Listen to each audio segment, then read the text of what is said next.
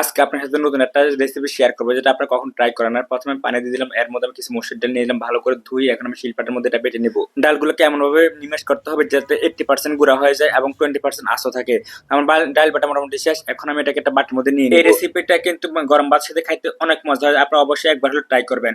এটা তৈরি করতে আমার এখন লাগবে আলু কুচি, লাগবে পেঁয়াজ কুচি, লাগবে ধনিয়া পাতা কুচি, মরিচ কুচি, ধনিয়া গুঁড়া, জিরার গুঁড়া, লবণের গুঁড়া এবং মরিচের গুঁড়া। এখানে আমার লাগবে মসুরির ডাল।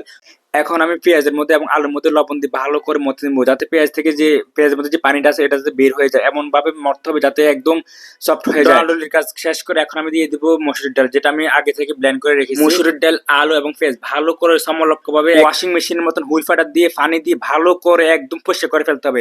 এরপর আমি দিয়ে দিব শুকনো মশলাগুলো। শুকনো মশলা দিয়ে আবার সমলক্ষভাবে মথা শুরু করে দেব। দেখতে পাচ্ছেন যে আমার মোটামুটি সকল উপকরণ দেওয়া শেষ। এখন আমি এটাকে ভালো করে মিক্স করে নিব। আপনি যত ভালো মিক্স করতে পারবেন বড়াটা ততই ভালো হবে। এরকম মনে হয় না আর কেউ এরকম ট্রাই করছেন, অবশ্যই একবার হলে ট্রাই করবেন। এটা কিন্তু গরম ভাতের সাথে খাইতে সে মজা হয়। একটু রসুন বাটা এবং একটু আদা বাটা দিয়ে ভালো করে আবার মিক্স করে নিব।